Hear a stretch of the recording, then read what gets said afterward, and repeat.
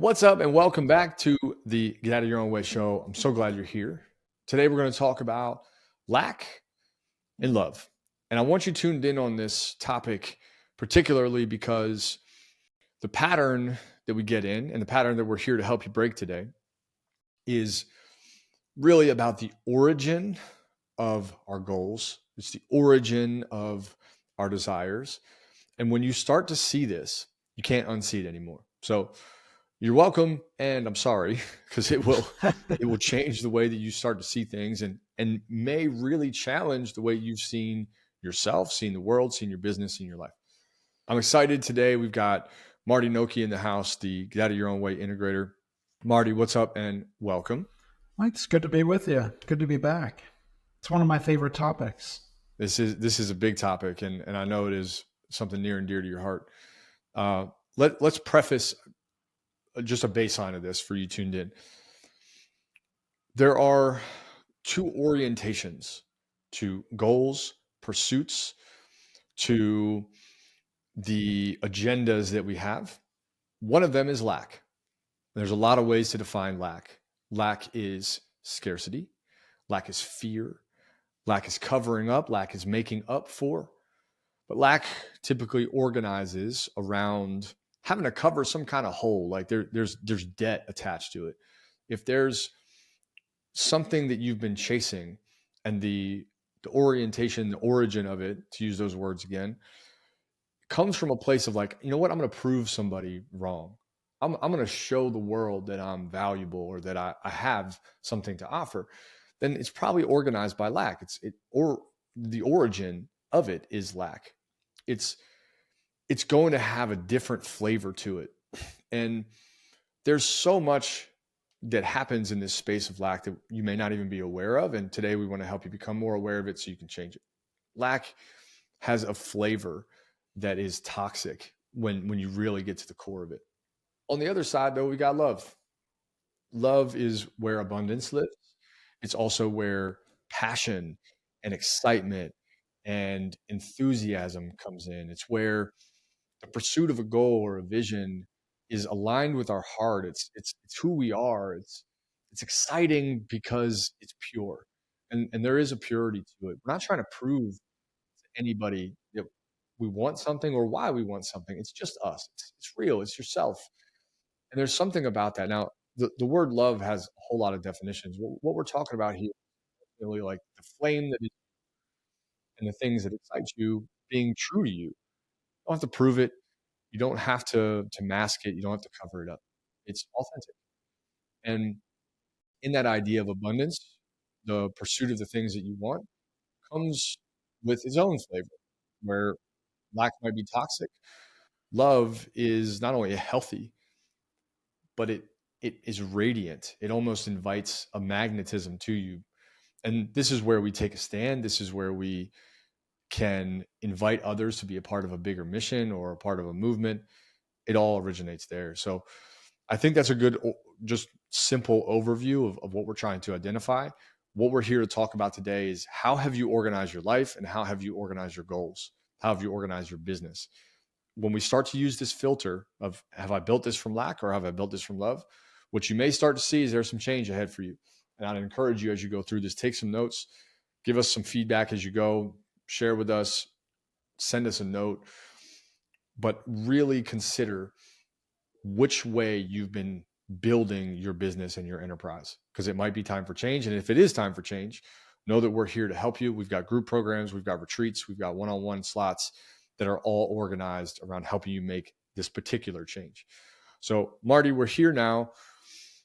What is it that you feel drives lack? Like it doesn't, we don't always know that it's lack that's creating the life that we are currently building. But if we don't know it, what's it normally look like? I mean, the word that comes to mind for me is for both of them, I think, just like anything, it's like two sides of the coin, is the word more. More from a place of lack is always going to be about trying to fill a hole, trying to fill that void within yourself. It's similar to what you had talked about making up for and so on and so on. Love is just more. That's all it is. So there's that pursuit of more that it's trying to fill up this hole versus I'm in more. I'm more. Yeah, I almost think of need versus want, right? Yeah, When yeah, when yeah. we Big time. need something, it's because we don't have it. I need to get a new car. I need to get a new computer. I need to take a vacation versus I want a new computer. I really want that car. I like that car, or I want to take a trip and go explore the world. It is a totally different way of looking at things. Or other ways of saying it are running from. Normally, if I am from that place of lack, I'm running from something. I'm running from the hole, Nice. running from that hole within me. Yeah. Is probably the other way I would describe it. We use that language a lot on coaching calls and stuff. So that's what comes to mind as well. That running from. Yeah, and if that language resonates with you, let me explain what running from feels like. Because running from is like, I don't like this. I don't want it. I don't want to keep it. I want something totally different, but I really don't even know what I want. And I think a lot of what clarity represents for people is, do you know what you want? And I'll tell you, one of the most interesting phenomenons in my entrepreneurial journey has been that most of the time I can tell you quicker, easier, and simpler what I don't want. It's very Yeah. hard to actually say what you do want. And we want to organize everything by this idea of love from the space of, can you tell me what you want? And can you build a life that in a business and a business that propels the life that gets you more of what you want? Not that is, well, it just doesn't have the things I don't want. Because then you're operating from a place of lack all the time. Yes. I got a thumbs up. I, I know. I'm thinking. So we were just on retreat. We just did 2 retreats, and that topic always comes up on retreats as well. And I said that the world we live in, and the marketing world that we live in, is built on the idea that this company is going to convince me that I need this in order to make my life better. It's all built on the same factor of lack, that somehow I need this and my life's going to be so much better. I'm going to be happy. I'm going to be wonderful, complete, whatever, however you want to phrase that. The whole system's designed on it. Yeah, you're right. I even think about, so I made the transition from Android to Apple a long time ago. I wanted something simple. I just wanted to try it for 6 months. There's no other way to go. And Apple is not paying us. Well, you see what side of the fence Marty's on here. So I made that transition. What I wanted to do was try 6 months, and I was like, if I like it, I'll stay. If not, I'll just come back. All good. It was a cool lesson, and I ended up sticking with iPhone. But when I look at Apple's ads for like the new phone, what comes to mind is my phone doesn't have that. That's the first thing I think about. My phone doesn't have that. It lacks something. It lacks something. Exactly. And so I look at this like new feature and I'm like, wow, my phone doesn't have that. So therefore my phone is lesser than. And when I really think about this idea of lack versus love, I can tell you that most of my goals built before 2019, I had a lot of transformation in 2019, came from a place of something is wrong, something is missing, and I'm going to find a way to fix that. I'm going to fix what's broken. And so I've read all these books and pursued all these things. I ran all these miles. I clocked all this exercise. Like, I think that was fine. And while someone listening might also have a hard time distinguishing between the two, it's actually a very subtle difference. There's a very subtle difference between I want to run 300 miles in a year or I have to run it, right? Or I'm setting the goal to do it. And sometimes it can be really difficult to tell how am I building this? But I think what I've learned is that what we're really trying to answer is, who is this about and who is this for? That's the core of this. Like, the lacking perspective is about the externalities of the goal, of the dream, of the business. Whereas the love is much more organized around, like, what's true to me? What do I want? What do I feel? Regardless of what the world says. Like, if the world will tell you, especially in entrepreneur land, read a bunch of books. Well, if you don't want to read books, don't read books. Don't make it from a place of lack, right? I have to read this many books because everyone else is reading all these books. Versus, I don't get fulfillment out of reading books. So I'm just going to stop reading books. Instead, I'll use my time for something that I do love, whether that's building Legos or painting or drawing or writing poetry with chat GPT. Doesn't matter. Can you do what you love? I think, and you know this as well as anyone else in this arena, the challenge becomes I over identify with one or the other. And when I start to over identify with the place of lack, I begin to tell myself that I'm less than and that I'm not worthy. And that, again, I think it is really subtle. It is often very subtle, but it's also really easy to identify with one or the other and live from that place. You make all your choices based on that. That's right. You know what? A place that comes to mind is like style and fashion. So I think about style and fashion. I've always loved style and fashion, and that might be different as a dude. Who knows? I think that there might be more emphasis. I don't know, but anyone that knows you knows that. So it's true. Yeah. If you're in my circle, you definitely know. And maybe that's different for women, but I think it's sort of a universal theme regardless, especially here in the States. And what I've noticed is that there was a time where the point of fashion and style was attention and was attractiveness, right? That was the purpose of it, which was completely based on lack. Like that's the entire reason I wanted it. I wanted those two things because I didn't get those. That's exactly how it's marketed. That's right. And that came from just a middle school and a high school experience where I never got any attention that was positive. That's aggressive, not never. Rarely did I get attention that was positive and attention that indicated that I was attractive. I was picked on, I was bullied. That was just where I was at. I was also like growing so fast and awkwardly that it was just an interesting phase. I'd say even the same could be said for college. But I started to experience like changes in style and try new things. And, that's an iterative process that takes time. But I think after years and years of trying it, it was all organized around lack because it was attention and attractiveness. And I think the like subtle difference, right? That knife edge where it just kind of rolls over to the other side is now it's about expression. How do I feel good? How do I look good? Because those things, despite what we want to say, they're actually related. Like if you don't feel good, you certainly won't want to look good. And if you don't look good, you probably won't feel good. They are we just live in a physical world.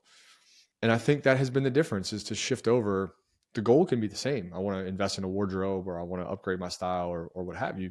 But it doesn't come from I want attention and I want to be attractive. It's instead, I want to be expressive of who I am. I want the outside to match the inside. And that's just one example that comes to mind for how my journey has changed. And using that example in particular, like a good indicator, if you're not sure, is this lack, is this love? Like if you're doing it from that place of lack and you don't get the attention that you're hoping that it gives you, you're going to be mindful. Like there's that hole, there's that emptiness within me because it's not satisfying from that place of lack. That's probably the best indicator you could have. Yeah, I do agree with that. What happens when it doesn't get you what you want, and therefore you got to know what you want. It won't at that point. Right. Yeah, I'm fascinated by why we do things, right? Because at the core of this, what we're talking about is like why do you want it? And part of what I love about this framework and this filter of lack and love is what at the love space or in the love space, we really don't need to justify. It's just, I want it and I'm excited about it. And that's what I want. And that's a very liberating feeling, especially when it's tapped into like the abundance of it. Hey, this is what I want. Lack. Can I give just a little tweak on that? Because Sure. I think you're absolutely correct. Be mindful of how people react to you in that situation. They're going to react from a place of lack. Nice. So you can continue. That's so great, man. That's so great. Yeah. People definitely are like, well, why do you want that? And or who do you think you are? You don't need all of that. Why would you want a second car? Why would you want, it's all unnecessary, right? You're greedy or what have you. And that idea of like, I don't need to justify it is a good way to know like where you're coming from. You can ask like, what are my justifications? And I used to make a lot of justifications, man. I think I spent so much time justifying things in my head and doing calculus in my mind to come up with reasonable justifications. And that might be a double statement, but there is something about the freedom that comes with, I want it because I'm excited about it and I know who I am and I know what I care about and what I value, and I just want it. And it almost frees you from the guilt. I think there's a lot of guilt that is attached to lack as well. And shame. And shame. Yep. And I don't know. I struggled with building goals that were love oriented because they had no foundation. They had nothing to tether to. And I felt like that was just an abstract, like a floating goal. Now I realize that's just that's like how we are. It shouldn't be attached to all these other things. Shouldn't be attached to what we think we should do. Shouldn't be attached to what we think it could be, or what our ideal entrepreneur vision is. It's just, what do you want? And what I find most fascinating about this is when you start to build the goals from a place of love, you will probably have to reorganize some of your systems, some of your business, some of your things. But imagine if you could build the schedule that you want. Well, this question alone has been coming up in a lot of client calls because it's January. So everyone's excited about goals. And so when I put the filter up and really start probing for like how you built your goals, calendar naturally fits in that. And I'm like, what would your ideal Monday be? This came up yesterday on a call. What would your ideal Monday be? And I'm like, why would you want to start your day at 8? Is that really what you want for Mondays? And it's like, well, no, but like that's, people have emails and I need to get to them, and I live on this coast, and that's when I'm like, no, don't tell me all the justifications. Tell me what you want. What do you want your Monday to start like? Is that how you want your Monday to start? And you probe enough, and all of a sudden it's like, no, I actually don't want that at all. I'm just doing it because I think I have to, or because I think the business needs it, or I think all these other people will like burn me out of existence if I don't do it. And if we start to build a schedule, we start to build a calendar, even just a week where you get to build it the way you want it, yeah, you will have to change some of the things in your business. You'll have to maybe hire or delegate differently or change structurally. But that's the whole goal, is like to be clear in what you want and organize around that, versus the other way around where it's like, I got to do all this shit that I'm supposed to do and living your life that way. Yeah, the other point that comes to mind is, first of all, everyone falls into lack at some point or another. I don't care who you are, you do. And if you're sitting there saying, well, that's not me, I'm in luck, you're most likely in lack, because you wouldn't be saying that stuff. Otherwise, it's coming from a place of, well, I'm going to prove to you. You said it at the very beginning of the show, I'm going to prove to you. No, it doesn't require proving at all. You don't have to prove anything. Do you think that it's possible to be in both at the same time? Yeah. Or I feel like I have to say yes, even though I don't know if I can necessarily, I don't need to justify it. Yes, you can. I only say that because it would also go against what I believe about binary thinking, paradoxical nature of things, that there has to be a link, that they are intertwined with one another.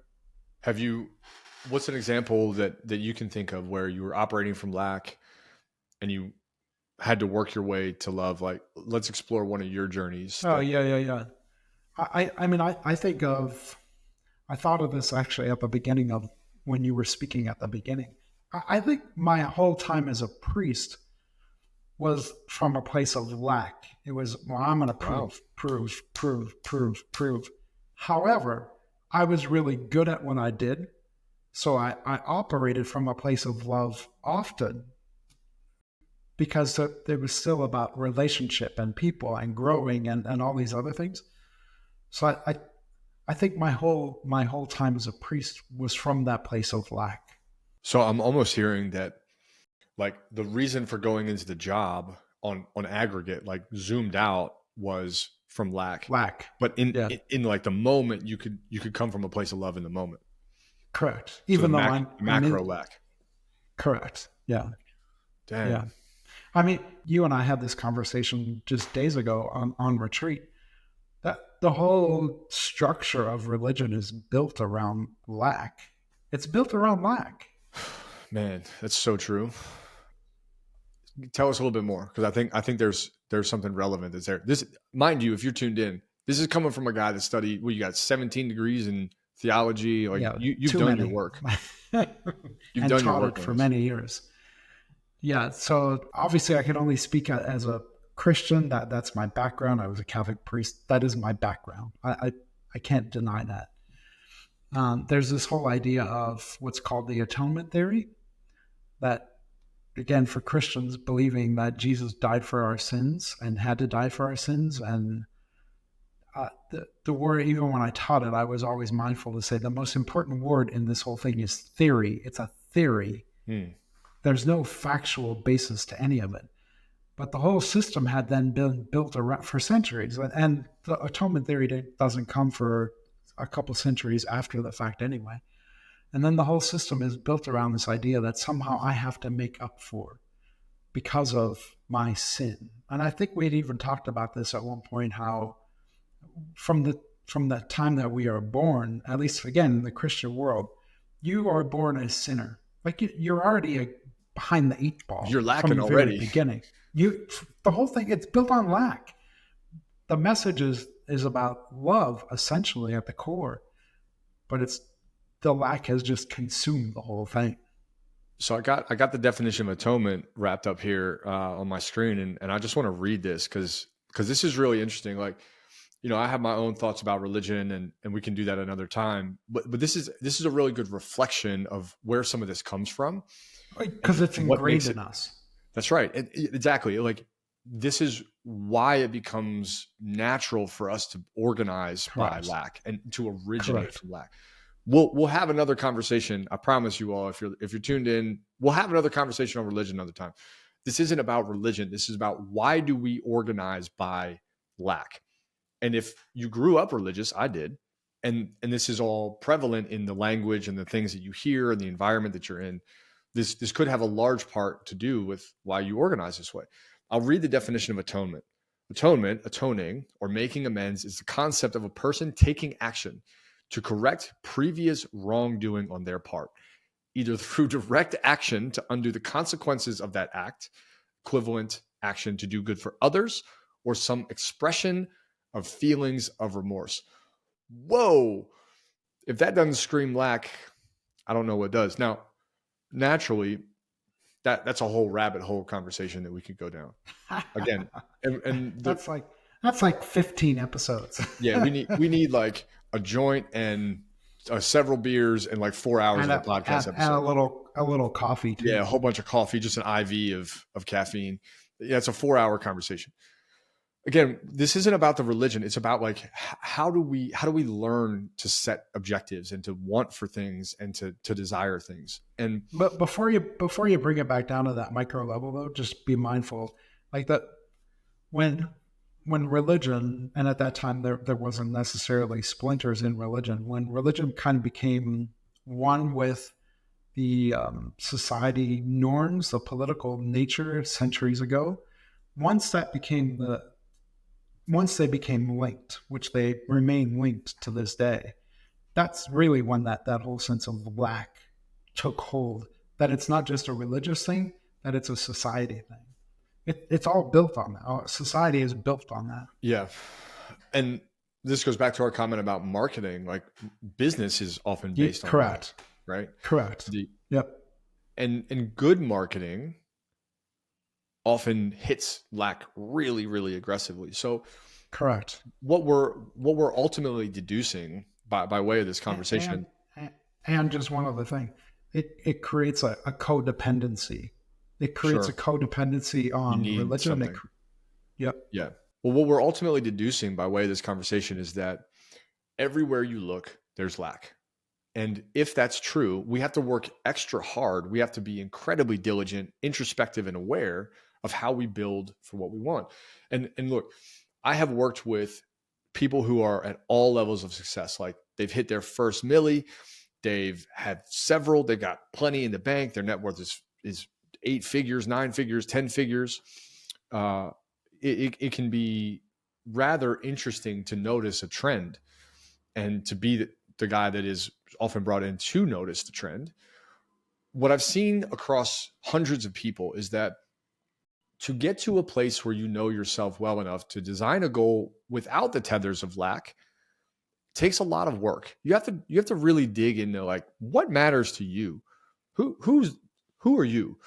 And to answer that question without answering from a place of lack takes time. It does take time. You can't just tomorrow be like, well, my favorite thing is soccer and that's just what it is.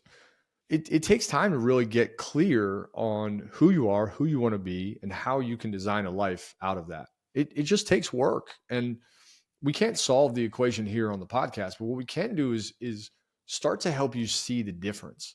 One of the things that stands out to me is that most of the way we create our future is like a when I get there statement. When I get to X. But let me, because I want to bring the point in. That is also from that religious background. That somehow I have to live in lack if I want to go to heaven, if I want to be in heaven. I have to wait to another time to experience that. So that too is tied into it. But go ahead. Oh, I love that. So to me, that suggests that abundance is like contradictory to a lot of what we're taught, right? Mm-hmm. So if you've got an abundance mindset, the when I get there doesn't make sense.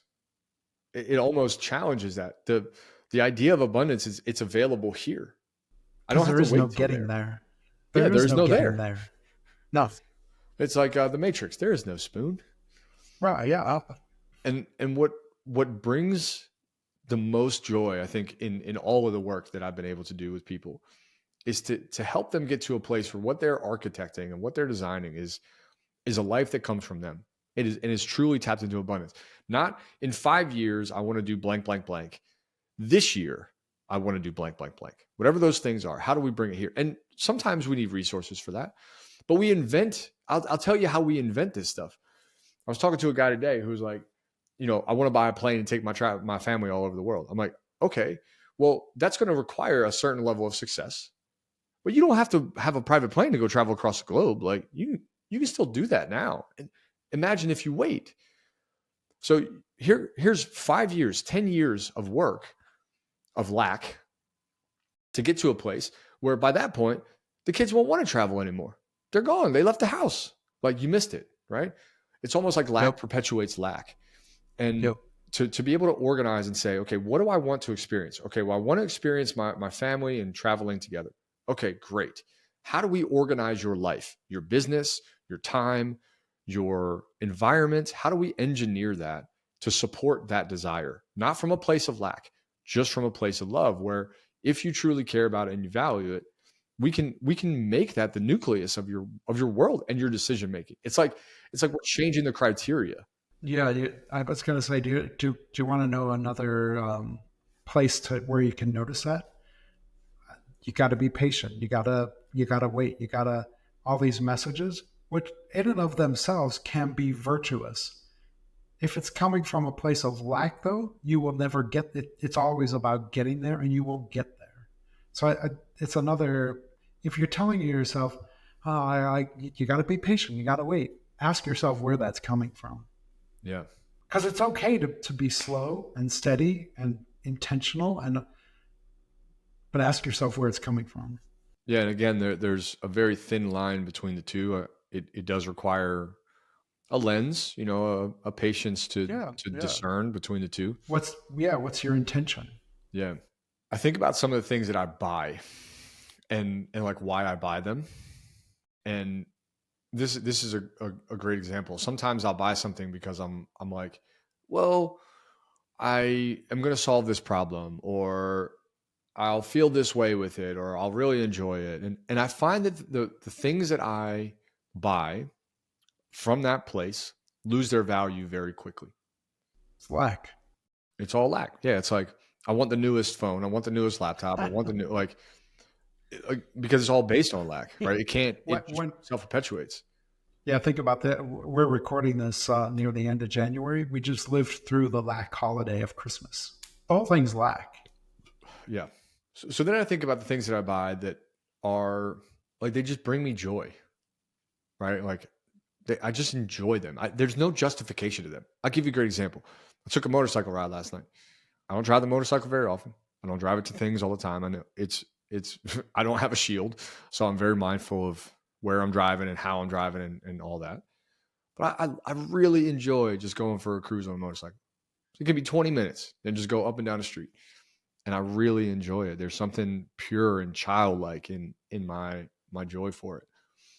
And that thing is, I've had to put money into new batteries and do some repairs and set up a trickle charger for the winter. And you got to make sure you drive it. Otherwise it goes stall and still. And like, but I just enjoy it. Like, and every time I'm like, well, I should sell it. I think that comes from lack. Right. It doesn't cost me that much. It's like $30 a month. Right. Not It's not even bothering insurance. anyone. It doesn't hurt anything. It's not taking up space. Like, why can't I just enjoy it for what it is and not need it to be some statement? I don't ride it for attention. That's just a very misrepresented thing with motorcycles. People are like, oh man, people love people on motorcycles. It is inconvenient as hell to drive on a motorcycle. I can't carry stuff. I can't take a guest. I can't be like, hey, you want to go for, like, it doesn't work like that. It's a solo trip. Yeah. And it's just for me. And I think that's a great place to try to think about our purchases. Like, who is this for? And if you like it, just keep it. It's okay. You don't have to justify this to anybody else. It doesn't have to make sense. Yeah.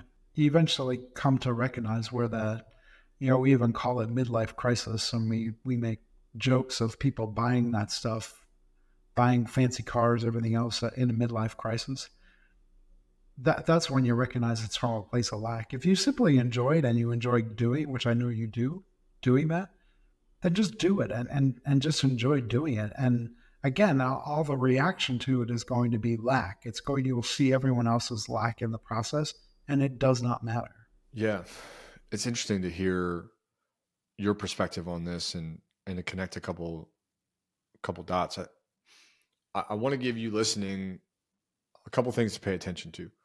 When you set goals, whether you've used our goal sheet, if you like our goal sheet, send us a message. We'll give you the like, for those of you that love to engineer goals and like nerd out on spreadsheets, we got a great system for that. But if you set goals, so you mean if they're like you, that's what you mean. Oh man, I will nerd out on a spreadsheet. Yes, please. If you design goals already, a great question to ask is, what would happen if you failed? What would happen if you didn't meet your goal? Would you feel like a failure? Or would you be proud of your progress? So a lot of times I'll set a goal and I don't make all of them. I don't hit all of them. And that's a great time to look at, okay, am I proud of my progress and the fact that I attempted, or the fact that I like made this a priority, or I did it monthly or weekly or whatever. Morning routines are a great example of that. We set a morning routine up and pretty quick it's like, well, I'm not doing it right, or I didn't do enough of it. Like, the whole point of a morning routine is that you start your day amped up and excited and grounded and like ready. And if you feel bad about not doing it, you're doing it for the wrong reasons. Like, or beating yourself up because you slept longer. Right. You probably needed to sleep longer. Oh man, I am guilty of that all the time. Right. Yeah. I know you and I have had that conversation many times. Oh, I should have gotten up today and done my morning routine. Yep. Like, if the morning routine is designed to make you start your day rested, grounded, peaceful, calm, still, and more sleep doing that for me. Like, and yet here I beat myself up all the time. Yeah. Why change what's working? Right. Yeah. Yes. Asking that question about your goals can be really good. What happens if you fail? I think another good one that has helped me organize by this is, if you zoom out to whatever your definition of success is, and then look at your goals, would they be the same? Now, we all have to set goals. I get the practicality of like the next stair, the next stair, the next stair. But a lot of the goals we can create from a place of like, well, what would it look like up there? So if you take the there that you imagine, you can extract a lot of really good information and then make those your goals. If up there, quote unquote, after success, whatever it is, you want to volunteer more, great. Well, let's just pull it out of there and make it here. And then you can set the goal and say, I want to volunteer 4 times this year. It doesn't have to be a lot, but let's make it now. Do you remember the question of can they be together? Can they be in lack and love at the same time? Mm-hmm. Like that, this is a good indicator of that. So set that goal, which is coming from a place of love. If you you'll begin to immediately hear the voices telling you otherwise. Nice. There's the lack of love. Beautiful. At play at the same time. Yeah, when you said it. Yeah, and we can get a lot of information out of that future identification, right? Whatever your number is, everybody has one. Especially if you're listening to this, you're probably an entrepreneur or an intrapreneur that's driven, and you're going for more. And so you're setting these goals like, well, when I get to this net worth, or when I get to this business level, or when the revenue is this, or when the income is this, then I will. And while it's kind of like the thing you talked about where like the macro of it is lack, right? The origin of that statement is lack, but we can pull out of that some loving things and say, okay, well, what would you do when you get there? Well, I'd run more. I'd treat my body better. I'd eat better. I'd make time to cook. Okay, great. Now let's make those the goals. Let's figure that out. I'd go to yoga class, or I'd go kayaking, once a month, or I'd take my significant other on an adventure once a quarter. Like that's how we kind of wrap this up and find ways to make it tactical and make it practical and not just a theory, right? At the end of this podcast, you've got to be at a place where you can take some action on this. And that's a great thing to do. Start a journal page and write out what your quote unquote success is. $10 million. You want to make 150 grand a year. You want to make 750 a year, whatever it is.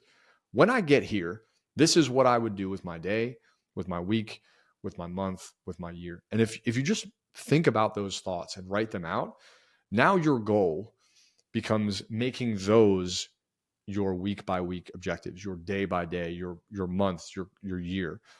And that's when we really start to get to love. When you take the things that are so far away and pull them into today. It's sounds a lot like a gap story, or maybe the gap story is the lack story. It's a framework from our retreat that Marty's referencing. I can't give away the secret, but what I can tell you is that we spend a lot of time figuring out why you think you can't have. Do you mean I have to come to a retreat to find out? Yes, you do, Marty. You have to come to a retreat to find out the magic of what we do. Yes. No. Yes. You must invest in yourself. You must give yourself a break, and you must identify how much different you'd be after the fact. And trust us. I don't need to. I'm going to prove you I'm right. That's right. Lack it up. Right. But we spend a lot of time identifying why you can't have what you want today. And most of the reasons you will come up with are absolute bullshit. If you organize different, if your criteria is different, you can make it happen. You just have not prioritized it. Your criteria do not match your future. And I think that's really the fun part is at the end of the day, our coaching programs and our retreats help you find alignment. And alignment to us is your values match your goals, match your future. It's all a straight line. And a lot of times lack pulls us in so many different directions that those 3 things are in 3 different places. Yeah. Lack will always pull you into this great abyss. But that's what it feels like. Yeah. Yeah. There's no way out. Yeah. It's like even the idea of work, right? Even the idea of retirement. If you find what you love and you're great at it, like you really have found that sweet spot of those 2 things, what the heck is retirement? And how many people drop dead the day after they retire? Yeah, that's all. And totally miss the whole thing. That's right. Yeah, the way I imagine my future. But I have to wait. I gotta wait. And I'll suffer now, right? I'll suffer. Yeah, I'll suffer now. Yep. Like pain. There is a future where I imagine working less, and that's underway. We're building that to be more efficient, more effective. And there's other things that I want to replace that with as I get older.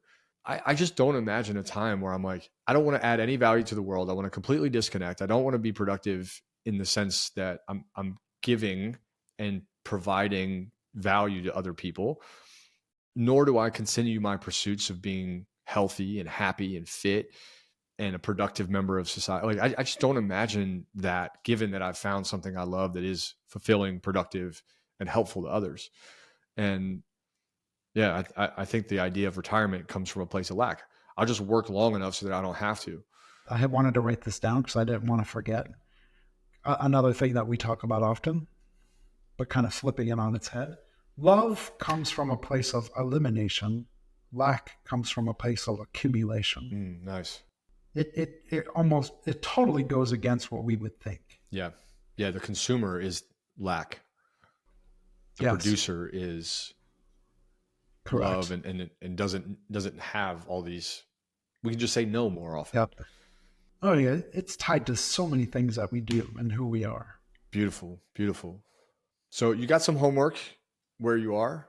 Again, if you've journaled those thoughts out, when I get there, in the month, in the week, in the day, in the year, whatever it is, you can take those thoughts and start to loop them into your goals. I think that's a really powerful, simple exercise. We use it all the time with clients to get them a bit more clear on where you want to go. Those criteria help you make new choices. And it's also important to start to focus on, where am I trying to prove? Who am I trying to prove it to? Or what is it that the proof does? Much like style and fashion was about attractiveness and attention for me, to then move to a place of expression requires a rewiring. And if you need help with that, we are happy to have you at one of our retreats. We can completely rewire your mental system. That's what we do at a level that most would not be able to understand. And you don't need to understand how we do it. You can just experience it. You can also reach out to us if you're interested in one-on-one coaching, where not only do you grow and this loving identity starts to shine, what you want and who you are really becomes your goals and your objective. But as a part of that, your business grows, your enterprise grows, your value grows, what you can offer the world grows. So those two things go in tandem. They're not opposite. Yeah. You can go to any other coach, and a business coach can help you grow your business. That does not mean that you're doing it from a place of love. Like we're going to give you the tool that allows not only the business to grow, but for you to grow, which is when you grow, the business will grow. Well, and I think in many ways, typical business coaching can actually perpetuate lack a lot further, right? It's like, absolutely, I want to triple the business, then I can take a vacation. Like, well, absolutely, this is a bad equation. There's that waiting again. Yeah. I gotta wait. Yeah. Yep. The equation's broken. Ideally, you organize everything around your values, and then you change the business to fit that and grow beyond you. AKA, oh, look at this. You get out of your own way. How about that? Look at what we just did. We got all the way around to the same place that we started. Does that mean we're at the end of this episode? Oh my gosh, Mickey. Yeah. Yeah. We have completed a cycle. We are back at the same thing we said when we got here. Welcome to the Get Out of Your Own Way show. This is how you get out of your own way. This is what it looks like. But now you're listening from a different place. Now you're probably listening from a place of love, passion, and pursuit. There's something. I'll wrap this up. There's something about being around someone that is truly in the love of what they do and the pursuit of who they are. We had a great episode with Dr. Anthony Balduzzi that was about taking a stand. This is very similar to that. There's so much that you can gather from this. We've got some other great episodes coming your way that centralize on things like non-negotiables and how you identify what matters to you. So there's so many resources on this podcast specifically around this theme. Obviously, we touched on an interesting, like, sensitive nerve with the idea of religion, but we can go into that some more as well. And as you evolve, it's not it. Listen, if they want to fight me about it, it's lack. That sounds like a really awesome challenge.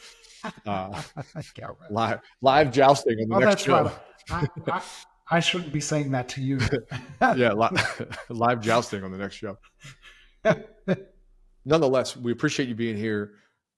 Take some time and look at your goals, truly assess them. We did this with one of our coaching groups, one of our VIP groups, and you would have thought we dropped like a nuclear bomb in the middle of our like year, because it really forced everyone to take a new lens at the way they set goals. And they did. They went through it, and it has been amazing what has come from that.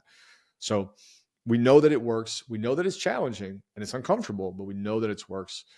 We're glad that you're here. We're glad that you're listening. Thank you so much for your time. We know you can be anywhere. The fact that you chose to be here with us is incredibly special. We've got plenty more shows coming your way.